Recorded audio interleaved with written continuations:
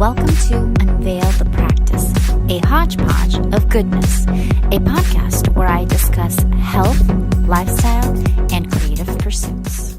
Hello, dear friends, and welcome back. Today I have a very special guest for you, my very good friend and wonderful musical composer, Michael Kimbell. Thank you, Michael, for being here, and welcome to the show. Thank you. So, I have a few questions for you so we could get to know you. Give us your musical background. How did you get started in music? What did you study? Well, at age 3, I took piano lessons from my mother for several years. At 8, I was offered the school band, beginning band, offered some instruments. I thought, well, trumpet or trombone. Mm-hmm. But an uncle had a clarinet that I could use, so it was... Oh, clarinet, that's fine, and ended up being just the right instrument for me. So no more piano after that? Not very much, and I regretted that. In college, it was, oops, you're a music major, you better take some piano, and so, okay. But it was a catch-up, and I never really caught up to where I should have been or wanted to be, but at least I had some more. Right. Okay. And did you continue to study that in college then? Yes, for 3 years I studied clarinet with Donald Montanaro of the Philadelphia Orchestra. Oh, wonderful.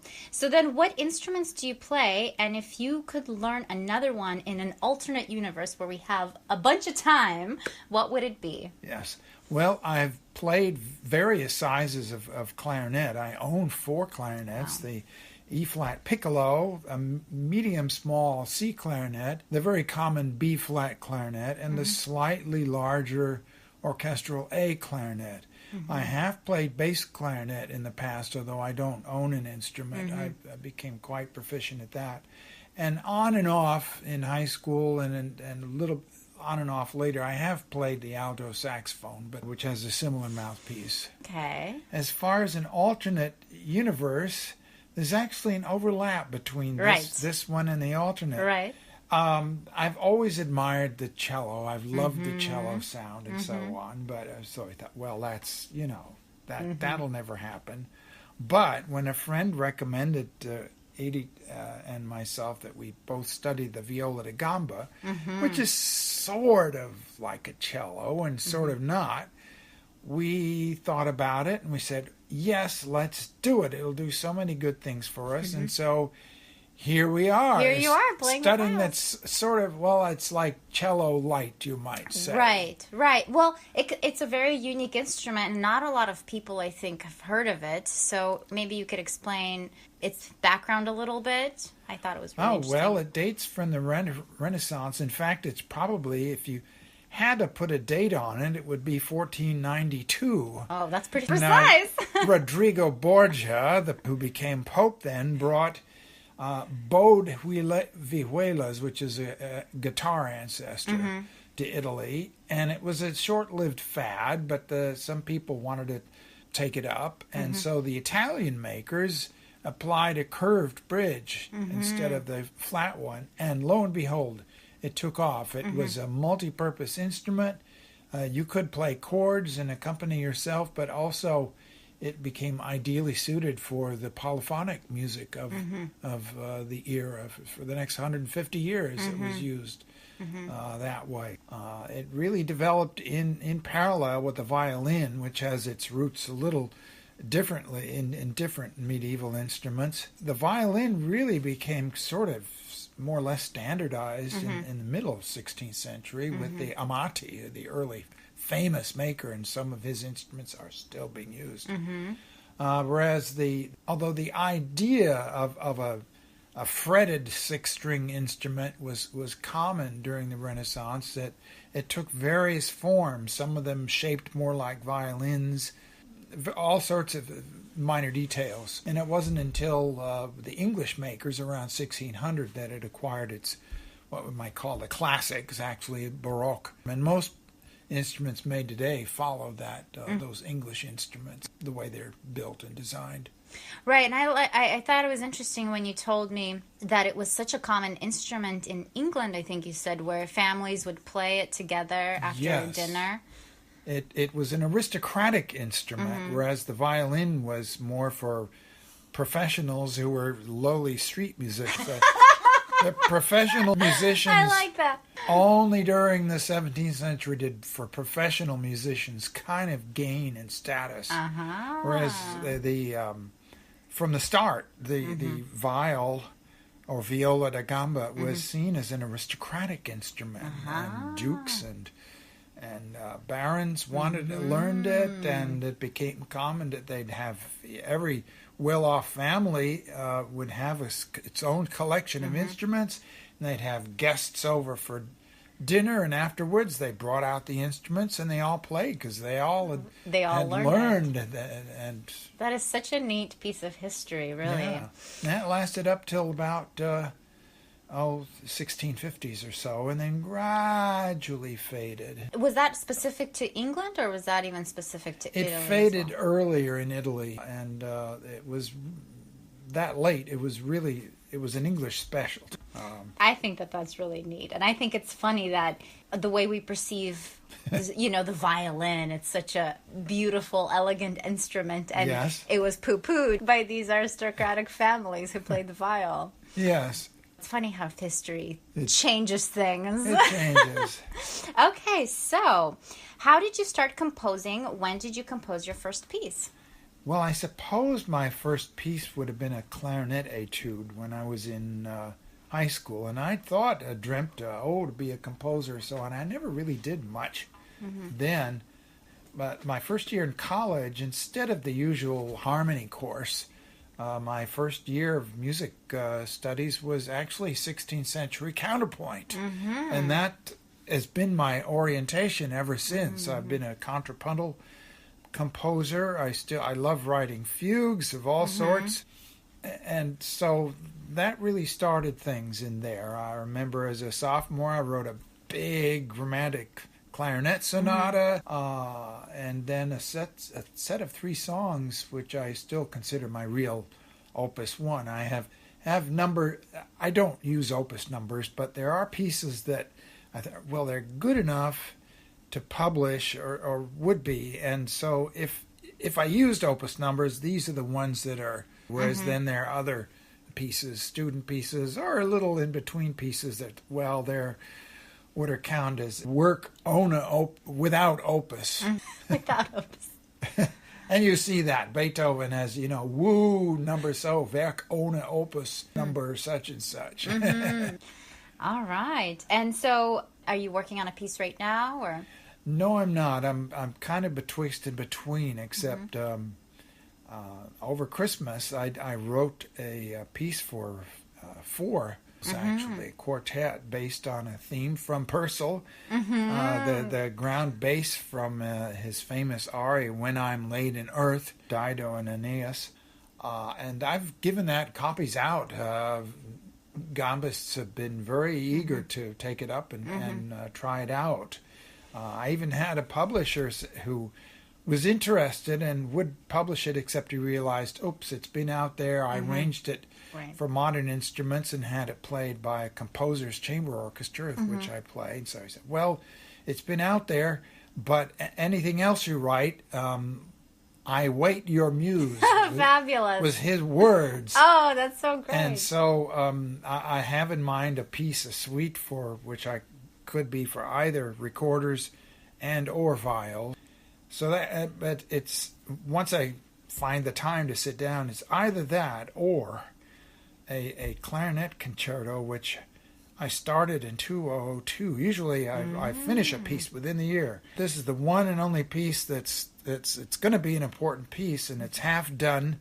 It was begun as an oboe concerto, but it is lain semi-dormant. I pick it up now and again, and it's crying out for completion. So, and it's crying very loudly.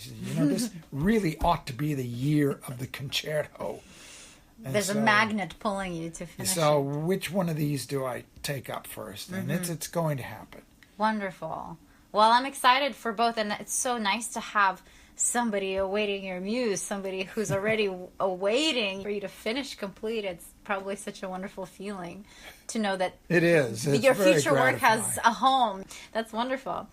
Okay, so I know it would be difficult to choose, but do you have a favorite composer or one who you model your work after? Well, one composer comes to mind particular. I love his music. I didn't know much about him when I was younger, but when Edie went into the San Francisco Public Library with the idea that we should start playing piano duets, and there on the shelf was a volume, Easy Piano Duets by Karl Reinecke, whose dates are 1824 to 1910. And they were fantastic. We loved them. We still play them now and again. And the question arose, what else did he write? And what else did the composers around him write? And there's a whole lost troupe of composers hardly ever heard nowadays. And so we collected music. We wrote to libraries in Europe and collected all sorts of works, especially by Reinecke. We ended up actually editing and republishing a few of his works. Wonderful. And in a way, and I learned so much from that, for writing for string instruments and writing for piano, that he was, if anybody's my compositional personal mentor in that line, it is Karl Reinecke. And I still love his work. So some friends and I are working on a wonderful trio for piano, viola, and clarinet. More recently, we've taken, my wife and I have taken to earlier music, Baroque music, and attending concerts by early music groups. And Bach has been our chief shrink and spiritual advisor. Of course. But among many composers, if you asked who's my favorite, who's my really favorite composer, it's the one I'm listening to at the moment. I mean, I love that. Beethoven was my teenage idol. Right. I love Brahms. The three Bs. The three Bs. Yeah, they are. They're fantastic. Yeah. But there are the four Karls.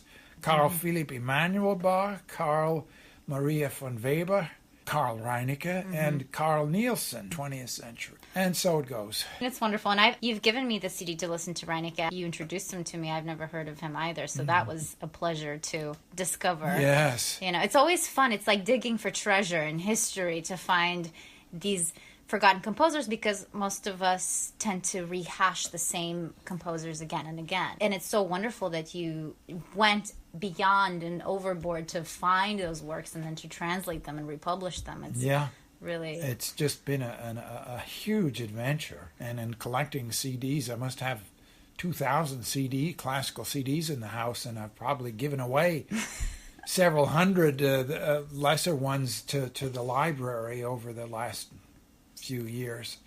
I'm sure they appreciate it. They hear dozens and dozens of wonderful composers, right, some of whose works come up pretty close to the three Bs. I'm sure. Okay, well, and in the same vein, any favorite compositions or works that you keep coming back to? From my teenage years, and I love them. My mental tape recorder can instantly put on any moment from Beethoven's Seventh Symphony in A major. Number of my favorite pieces are in A major, or Brahms' Fourth Symphony in E minor, another favorite key of. More recently, Bach's B minor masses. That's the ultimate. That's the Mount Everest of all music. Rameau's operas, particularly Hippolyte et Aricie, just incredibly beautiful stuff.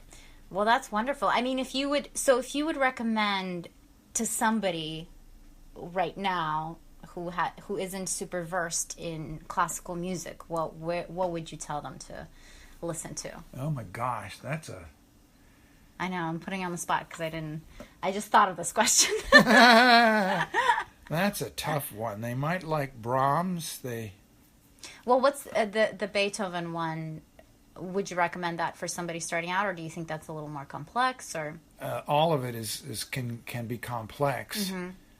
So it's difficult to say, but even just I could pick at random. Yeah, listen to a piece and I think, oh, that would be such an ideal piece for starters. Dozens of different composers. All right. Okay, so you've also and studied a few languages. So we're kind of going to transition right now to some of your other ventures. Which of the languages that you have studied are your favorite, or your favorite to at least learn or to read? Well, there are only two other languages that I really know, and I know them quite well. And that is when I was 13, in 8th grade, I started learning French. And I took that fact I debated was a possibility, my being a French major in college. In college, and when I decided to be a music major, the professor in charge said, if you're studying music, you learn German. So I started learning German, and seeing how I married into an Austrian family, it came in handy. It did come in handy. So I can converse fairly readily in either of those two languages. Wonderful. I thought of learning Latin, but just a smattering. The two of us some years ago started learning Russian, but forgot most of little we learned. And for the rest, I can stare at Italian and make out some of it. Less Spanish.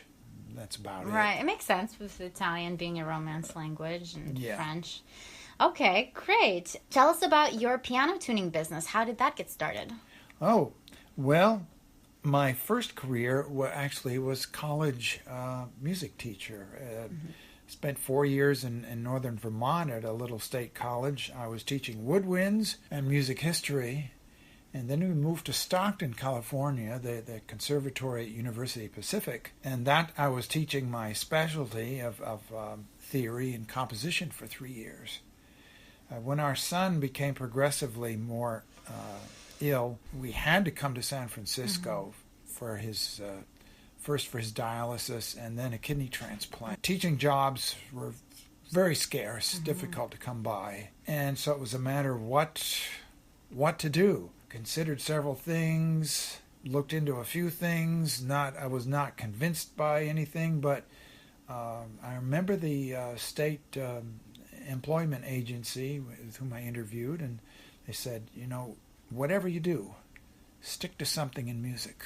And somehow the idea of piano tuning came up, and so I took the correspondence course. I joined the Piano Technicians Guild, and so when we did move to Daly City, I put out 2 shingles, first as a tuner and secondly as a clarinet teacher. I had a handful of young students, but eventually it was the piano tuning that took off, and I found it very congenial.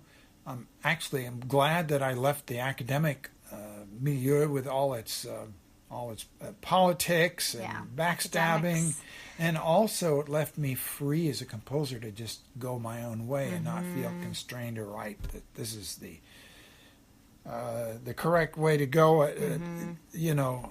which tends to be the case. You mean to write for the whatever university you're working at, that sort of thing? No, there's a general academic style. It's across the board, across the country, across the Western world. It's with variants, but I find that I have very little sympathy for any of it. It's a good thing you definitely went out on your own. Definitely, I've gravitated towards earlier composers, first from the Romantic period and then now from the Baroque, and just taking all sorts of aspects of their music and also what has appealed to me in more recent music. And there have been some recent composers that I admire very much, but my style is very eclectic in a way. It leans, depending on the piece, it may lean one way or another, but I'm not bothered with style. It's a matter of saying something expressively, and as I realize, giving the performer a chance to express and really articulate and expand on the music, and for coming up with something that's solid, that's excellent, that develops ideas thoroughly, that starts with a good idea, and something that audiences and performers will like. I've been very fortunate. It's 18 years ago I joined what is now the Golden Gate Symphony. It was the Community Music Center Orchestra back then. And every year the conductors asked me for a new piece. And the players keep asking me, when are we going to play your next piece? So that's I know I'm on the right track when I hear that. Oh, yeah. And it's so wonderful to be plugged into a community like that. It is. That's just, it's a blessing. And it's a validation, like you said. You know that you're on the right track when they ask for it like that. That's wonderful. And then, of course, a high point was writing a choral piece based on a poem that you wrote. Oh, yeah. We did do that. We did it. We did it. That was a year and a half ago at this point. Goodness, time flies. But yeah, that was really fun to collaborate with you on a piece like that. I was really honored that you asked me to write a poem for you. That and a harp piece I had premiered at the same time are I think the two pieces I'm most proud of at this point. Well, that was a beautiful piece. I mean, what you did with the chorus, the emotion that you put into, I mean, it was so appropriate for whatever the words were saying. I was really floored at how you took that into consideration and carried it through. I mean, when there was tension, you made the chorus really, like, it was a very tense piece at that time, and then there was a more kind of forgiving mood and theme, and then the music became very soft and gentle and flowing. And really doing what all the greatest composers have done always. And I think that that's what I love about your work too, even the work that, not this piece that we worked on together, your other works that I listened to, it really does sound like the story that you're trying to get across, like the one that you were telling me about the astronomical, the whole kingdom, was it Mars? There was this whole story that you were getting across, and you could really see the armies marching that you had envisioned. It was really cool. Yeah. Okay, so where could we find your music and information about your piano tuning? Well, both of those are on our website, which is www.kimbellmusic.com. Okay. And I have links to YouTube videos and recordings right there on my homepage. Wonderful. So you have YouTube video. Do you have a YouTube channel, or is it just... It's not a separate channel, but there are a number of videos out there. Got it. Perfect. Okay. And so anything else you'd like to add? Not that I can think of. we covered a lot of ground. So yeah. Well, thank you so much for being a guest here. I'm very honored that you would talk to me and tell people about your. I think your music is wonderful, and I think what you do is wonderful. Thank you. I'm pleased to. You participate. You know what I think you did want to add? Remember you told me about playing an instrument, about how it keeps the brain developing. Do you remember this? Yes, that's well, the two of us took up the viola da gamba for several reasons. One, it's we're learning new motor skills, new brain skills, and keeping the mind and the fingers active, and also there is a social element to music. Playing chamber music, it's joining forces. It's a three-way conversation with the composer, performers, and with the audience. Okay, thank you for being on the show, Michael. You're welcome. Like I said earlier, I'm very honored that you did this, and maybe we'll have you back sometime later if you think of something. Thank you for the opportunity. Yeah, alrighty. Thanks, you guys, for tuning in, and I'll see you next time. Hey, lovely people. Thank you so much for tuning in to Unveil the Practice podcast. If you liked it and found value in the information offered, I would appreciate it so much if you could subscribe and leave a review to let others know how much you loved it. If you want to know more about my acupuncture business, please visit my website, unveilthepractice.com. If you'd like to know more about my writing, please visit my other website, victorianicola.com. Victoria spelled Viktoria. Nicola spelled Nikola.